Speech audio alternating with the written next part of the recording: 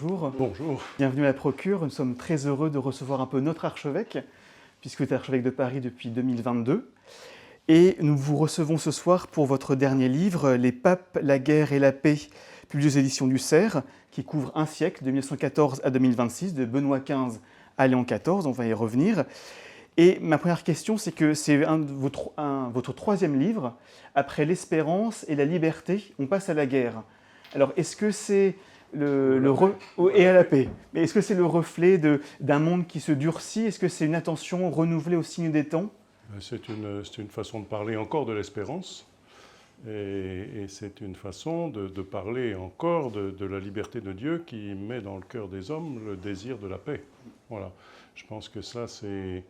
il y a une continuité, parce qu'il y a une continuité de la pensée sociale de l'Église.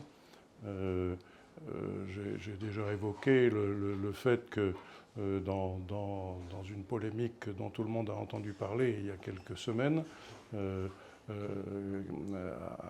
acteur important de la vie internationale a dit « le pape devrait se contenter de parler de la morale ». Et je me suis dit « mais la morale, la guerre, suppose une certaine morale ». Et il y a une éthique de la guerre, et depuis très longtemps, le droit de faire la guerre, le droit pendant la guerre, c'est-à-dire avec le moins de dégâts possibles, et le droit après la guerre pour que les conditions de la paix soient des conditions justes. Voilà.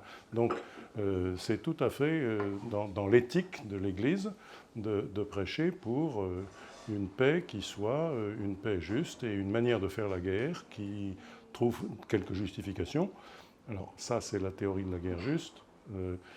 Cette théorie n'est plus très en vogue aujourd'hui. Les papes, dernièrement, François et encore Léon, ont dit il n'y a pas vraiment de guerre juste, il n'y a que des conditions de paix qui puissent être appelées justes.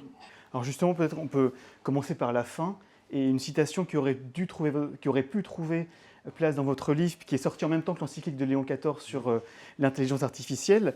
Et donc au paragraphe 192, il écrit, Léon XIV, « Aujourd'hui plus que jamais, il est important de réaffirmer le déplacement de la théorie de la guerre juste, trop souvent invoquée pour justifier n'importe quelle guerre, sous réserve du droit à la légitime défense dans son sens le plus strict. » Est-ce qu'on peut dire que c'est l'aboutissement d'un siècle de réflexion des papes sur la guerre? Alors, plus que cela, plus que d'un siècle, parce que je crois que la théorie de la guerre juste, elle date de saint Augustin, elle a été très fortement développée et argumentée par saint Thomas, et elle continuait d'être la matrice de la pensée sur la question de la guerre de l'Église jusqu'à récemment.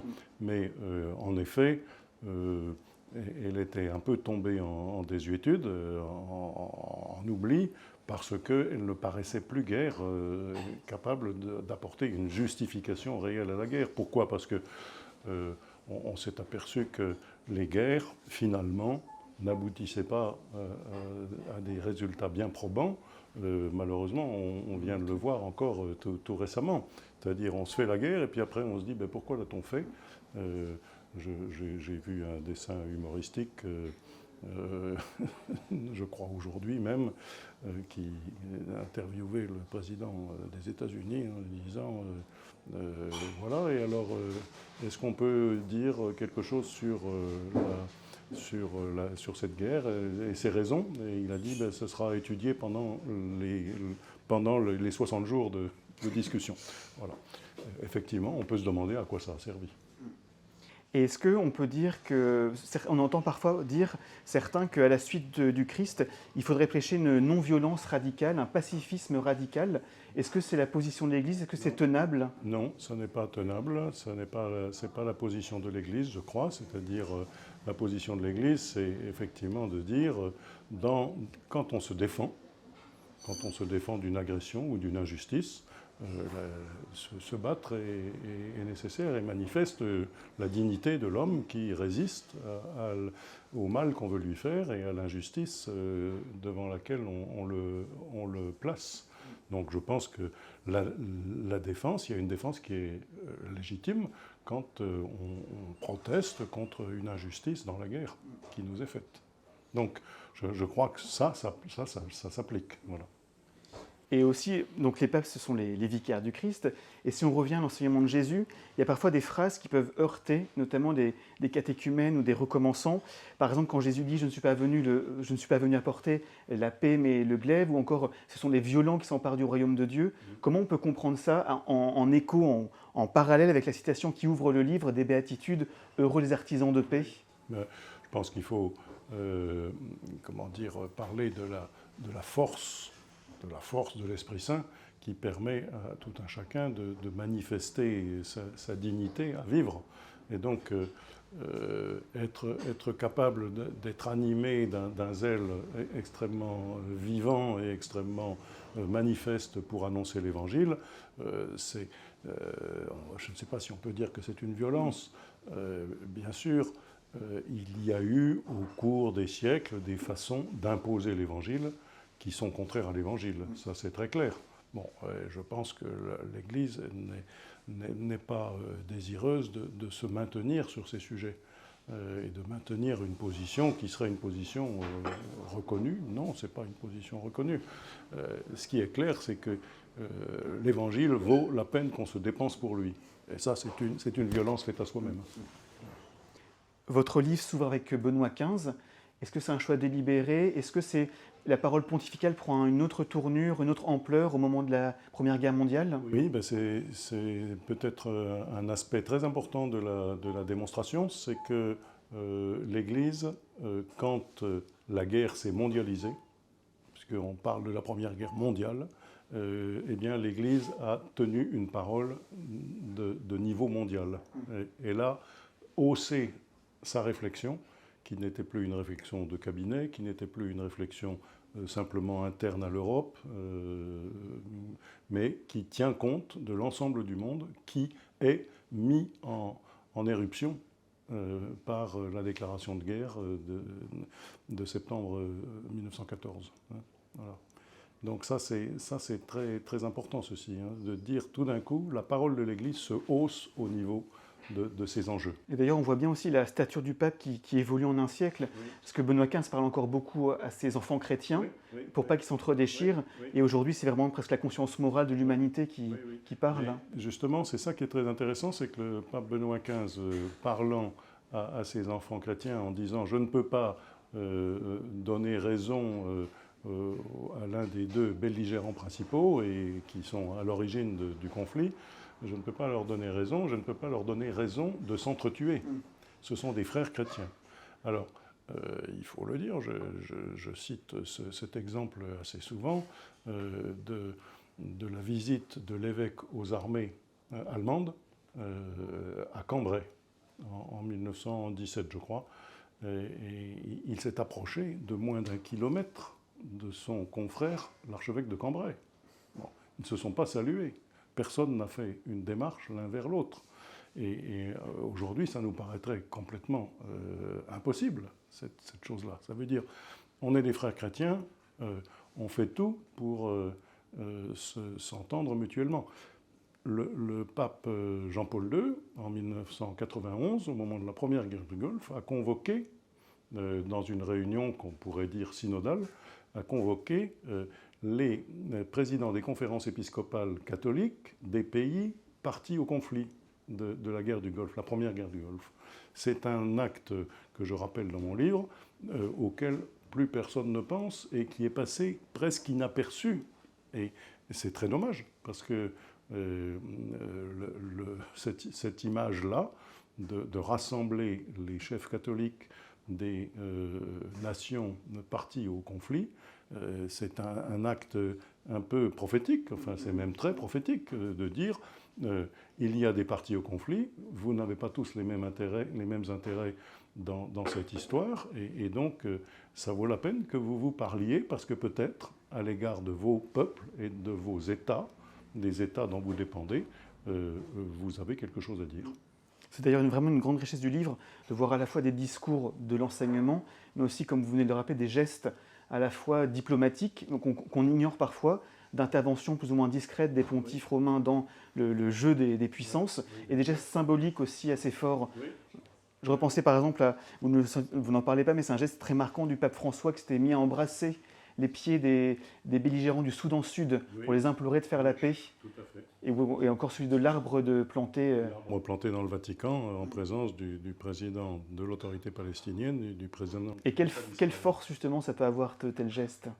Eh bien, je crois que ça touche les consciences, c'est-à-dire c'est profondément évangélique. Nous disons sans cesse que ce qui change dans notre cœur d'homme change lentement.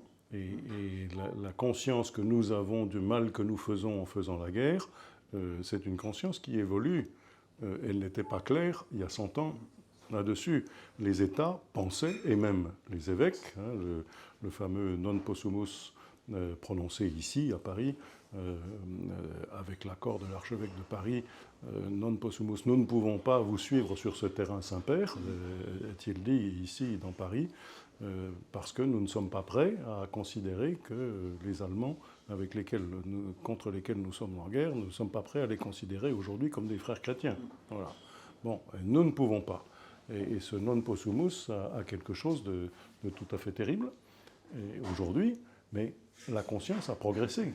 Et aujourd'hui, les catholiques et d'une façon générale les chrétiens ont le sentiment fraternel beaucoup plus ancré dans leur cœur.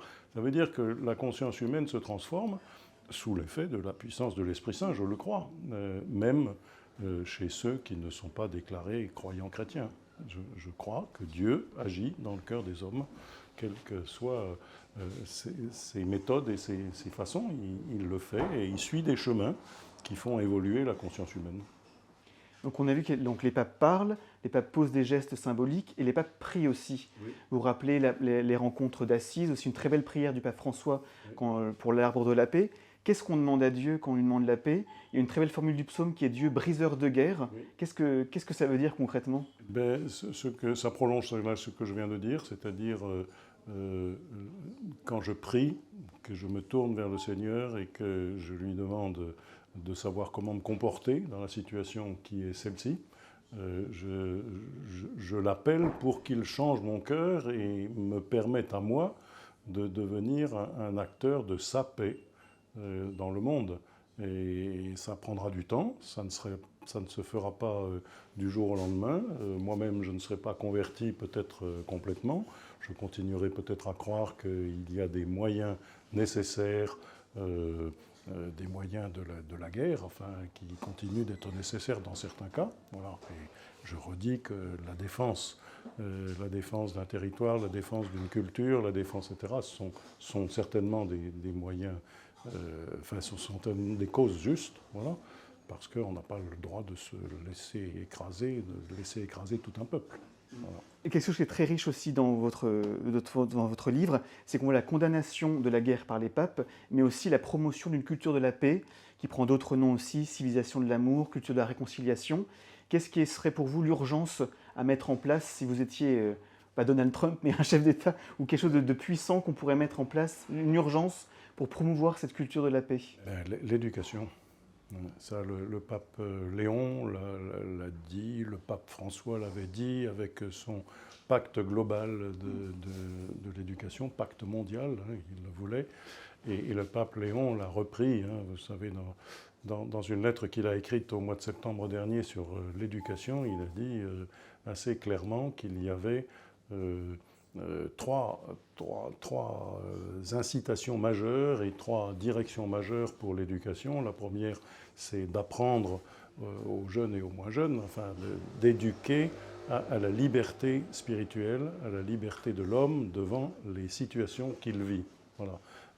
Créer des conditions pour que chaque homme découvre en lui une si forte vie spirituelle, vie intérieure, qu'il apprenne à être libre devant les conditionnements de l'existence concrète d'aujourd'hui. La deuxième chose, il l'a dit, c'est apprendre l'esprit critique à l'égard de l'intelligence artificielle, donc développer, mais c'est un effet de la liberté d'intelligence, de la liberté d'esprit, apprendre l'esprit critique par rapport à l'intelligence artificielle, non pas pour la rejeter, mais pour la placer à un endroit où elle humanise plutôt qu'elle ne déshumanise. Et la troisième, c'est l'éducation à la paix. Et éduquer à la paix lui paraît être un élément extrêmement important de l'éducation. Et c'est comme ça que peu à peu, on transforme des situations. Je pense très précisément à un autre exemple qui concerne non pas le pape, mais un évêque. Pendant que Daesh occupait l'Irak et un certain nombre de pays du Moyen-Orient, les chrétiens d'Irak, pour beaucoup, s'étaient réfugiés à Erbil, dans le Kurdistan, et à l'intérieur du pays d'Irak, mais dans un endroit où ils se sentaient plus en sécurité. Et l'évêque d'Erbil ou de Mossoul, monseigneur Mirkis, qui est toujours vivant, était venu nous voir, nous, la conférence des évêques, c'était les années 2014-2015 par là, était venu nous voir pour nous demander une aide pour qu'il puisse permettre à 1 millier d'étudiants qui étaient réfugiés à Erbil de terminer leurs études universitaires, d'aller au bout de leurs études universitaires. Et il avait dit, je viens vous voir parce que l'éducation est absolument indispensable pour que le pays, après cette occupation par Daesh, que le pays puisse se relever avec des gens bien formés et qu'il y ait des gens courageux, intelligents, bien formés, des médecins, des ingénieurs, etc., qui soient formés à l'esprit de paix et qui aient envie de redévelopper leur pays. Voilà. Eh bien, il l'a fait et il a permis à 1 millier d'étudiants de terminer. Et nous avons aidé la conférence des évêques parce que ça nous paraissait être un moment extrêmement capital pour ce pays. Et donc ce souci d'éducation, c'est aussi une des causes de la venue du pape peut-être à l'UNESCO. Oui, ça c'est probablement, et c'est clair que le pape développera à l'UNESCO un propos de paix, je pense, et un propos d'éducation à la paix. Voilà. C'est un thème qui retient beaucoup son attention. Voilà. Et alors une dernière chose pour terminer, c'est qu'en tant qu'évêque, vous avez le privilège de commencer les célébrations par la paix soit avec vous. Oui. Donc c'est une très belle formule. Oui. Et est-ce que dans votre ministère, au quotidien, vous voyez des semences de paix germer, des choses qui vous réjouissent en tant qu'homme de paix? Ben oui, c'est-à-dire que je crois que ça c'est l'évolution de la conscience profonde. Je vois très clairement que les peuples refusent de plus en plus la guerre. Les chefs croient encore que la guerre est un moyen. Je conteste beaucoup cette formule bien connue du stratège napoléonien et post-napoléonien, stratège prussien, Clausewitz, qui disait « la guerre est la continuation de la politique par d'autres moyens ». Voilà. Mais aujourd'hui, je crois que cette justification de la guerre n'est plus possible. Dire que quand on mène une politique, on peut utiliser tous les moyens, y compris la guerre, je pense que c'est un échec de la politique, que ça n'est pas fait pour ça, la politique. La politique, elle est faite pour faire progresser le bien commun dans les cultures, et le bien commun le plus universel possible, le plus mondialisé possible. Et c'est à ça que servent les politiques. Et donc les politiques doivent promouvoir la paix, c'est clair. Et quand on imagine que la guerre puisse être un moyen politique, je pense que c'est une théorie qui, à mon avis, a complètement vécu. Elle a engendré trop de malheurs dans l'existence. Et je ne crois pas qu'on puisse continuer de la soutenir. C'était une réflexion de Clausewitz sur l'épopée napoléonienne. Eh bien, aujourd'hui, on est obligé de reconnaître que ça n'est plus validé par les peuples. Ils ont besoin de sentir que les responsables cherchent la paix et cherchent le bien commun. Voilà. Je pense que c'est ça l'évidence. Et à travers ce livre, j'ai voulu montrer qu'il y a eu, depuis le pape Benoît XV, mondialisation de la réflexion sur la guerre, jusqu'à aujourd'hui, un approfondissement. Chaque pape a donné des éléments de réflexion et a posé des gestes. Après Benoît XV, il y a eu Pie XI qui a réagi fortement contre les développements du marxisme et du communisme et le développement du nazisme et du national-socialisme d'une façon générale. Après, Pie XII, pendant la Seconde Guerre mondiale, a essayé de faire réfléchir sur les conditions d'une paix juste à la suite de cette guerre dont il n'entrevoyait pas bien comment elle se terminerait, mais il disait, et il a dit, il y a un concept fondamental, c'est le respect et la promotion de la personne humaine. Voilà. Le pape Jean XXIII, Pacem in Terris, a bien souligné comment les peuples ont besoin de cette montée de la conscience qu'on peut vivre à la recherche d'un bien commun pour tous. Voilà. Le pape Paul VI a dit le développement des peuples, un développement juste, que les peuples bénéficient d'un développement économique, culturel et spirituel qui les mettent tous à égalité, parce que l'inégalité et l'injustice entre les peuples est source de guerre, voilà, de conflits. Donc ça, c'est Paul VI. Jean-Paul II l'a montré de beaucoup de façons. Il a développé notamment toutes les représentations diplomatiques du Saint-Siège à travers le monde, l'univers. Il y a aujourd'hui, je crois qu'il y avait 80, au début du pontificat de Jean-Paul II, il y avait quelque chose comme 80 représentations diplomatiques du Saint-Siège dans le monde. Il y en a aujourd'hui 180. Voilà. Et donc c'est considérable d'avoir et la diplomatie du Saint-Siège, elle cherche toujours à être en relation le plus possible avec les différents peuples et les différents États. Et puis Benoît XVI a aussi tenu des propos, je crois, qui ont voulu faire bien réfléchir sur les conditions du respect de la personne et de la recherche du bien commun. Et puis François, on l'a vu, aussi par des gestes, a essayé de montrer comment c'était... voilà, il se situait dans un grand développement de pensée. Et alors, majestueusement, Léon coiffe tout cela d'une réflexion extrêmement profonde. Et donc, tout ça, on peut le retrouver dans votre livre, avec beaucoup de textes aussi. Oui, j'ai voulu mettre des textes. Certains connus, d'autres beaucoup moins. Parce que voilà, j'ai voulu mettre à disposition une espèce de petite anthologie des réflexions et surtout montrer la progression de la réflexion, mais une progression. Et j'ai surtout voulu ne pas faire un livre, comment dire, universitaire très, très complexe, et c'est normal. J'ai voulu faire un livre de pasteur pour mettre à disposition la réflexion de l'Église au maximum de gens. Et c'est réussi. Vous parliez à l'instant de l'éducation, donc on allait faire un tour dans la librairie pour voir comment la lecture peut nous éduquer justement.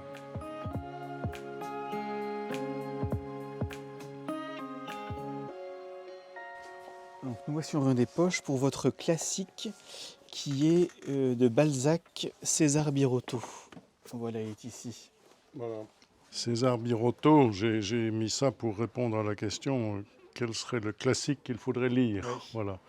Et, dans Balzac, presque tout, mais j'ai choisi César Birotteau parce qu'à mon avis, c'est extrêmement symptomatique de notre époque. C'est la fascination de l'argent, la réussite d'un homme qui est un chimiste et qui réussit un produit qu'il aime vendre, il est parfumeur. Hein. Le titre du livre, c'est Grandeur et enfin, il y a un titre très long qu'on peut résumer à Grandeur et décadence de César Birotteau, parfumeur, adjoint au maire du 2e arrondissement de Paris et chevalier de la Légion d'honneur. Donc on voit que c'est la fascination de l'argent, la fascination des honneurs qui pousse cet homme à essayer et qui met toutes ses billes ou tous ses œufs dans le même panier et qui se fait ruiner tout à fait dans cette affaire. Alors il y a un happy end parce que l'employé qui récupère le magasin de parfumeur et la fille du parfumeur et sa famille se liguent pour pouvoir rembourser toute la dette alors qu'il a été mis en faillite. Et puis, bon, ça se termine bien, enfin, sauf que César Birotteau meurt d'apoplexie à la fin. Voilà. Mais ça veut dire, voilà, la fascination de l'argent et tout d'un coup, la catastrophe, parce que la confiance donnée à l'argent, elle ne sauve pas, elle est trompeuse, elle ne fait pas aimer, enfin, etc. Voilà. Une belle leçon de sagesse. C'est une belle leçon de sagesse et Balzac, que j'ai lu probablement presque tout entier entre l'âge de 20 ans et l'âge de 30 ans, voilà, m'a beaucoup marqué de ce point de vue et ce livre-là n'est pas le plus connu. Un autre classique qui est votre lecture de jeunesse, c'est Les Frères Karamazov. Oui. Les Frères Karamazov. Ça c'est pareil, je crois que j'ai lu à peu près tout ce qui était publié de Dostoïevski entre 15 et 20 ans. Ah oui. Quand j'avais entre 15 et 20 ans, j'ai lu à peu près tout cela. C'est une littérature très puissante, avec ces personnages extraordinairement typés. Le père Karamazov, Fyodor, et ses 3 fils, plus un fils bâtard probablement, qui le détestent chacun, qui ont des raisons de ne pas l'aimer. Bon, il y en a un qui sera accusé de l'avoir tué, alors qu'en fait c'est un autre. Il y a Alyosha, le jeune moine tout à fait chrétien et qui veut être l'ami de tous. Et puis donc l'athée, Ivan, qui dit si Dieu n'existe pas, tout est permis, on peut donc tuer. Et qui tout d'un coup découvre que sa parole a été capable de pousser quelqu'un à commettre le crime. Et cela, tout d'un coup, ça le retourne. Il dit mais ma parole finalement a été tueuse. Voilà. Et Alyosha, au contraire, est celui qui invite à la parole douce de l'Évangile. Et puis il y a cette scène extraordinaire du Grand Inquisiteur.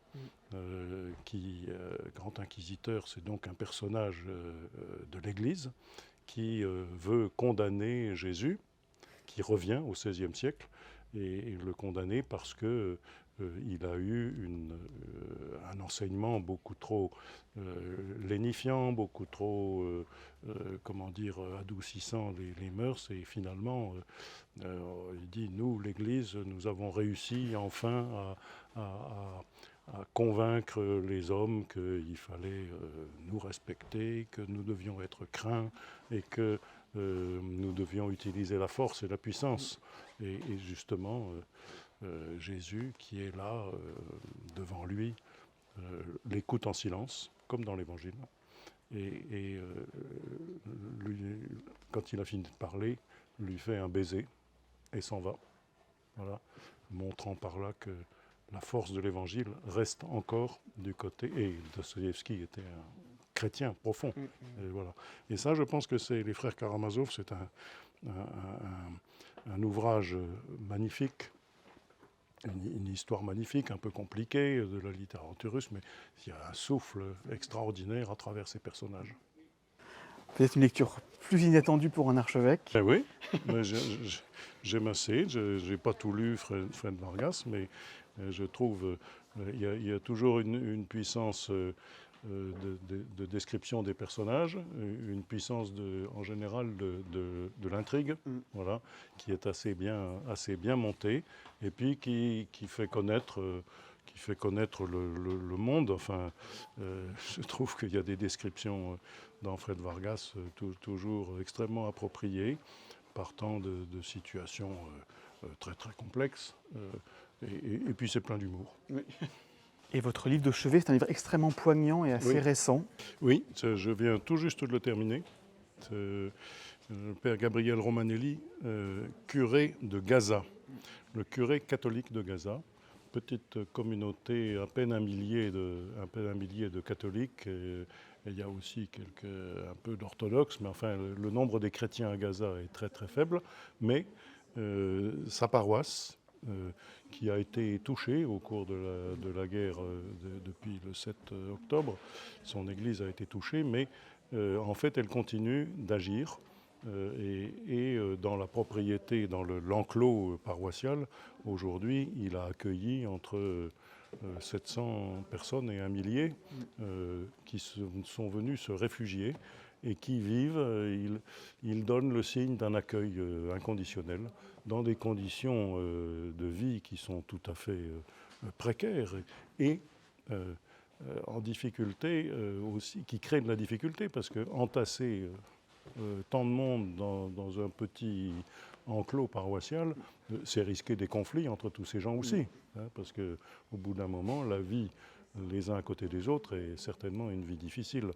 Et le père Romanelli, c'est celui auquel le pape Léon François téléphonait tous les soirs à 18h pour dire « Je ne vous oublie pas et on va prier ensemble ». Voilà.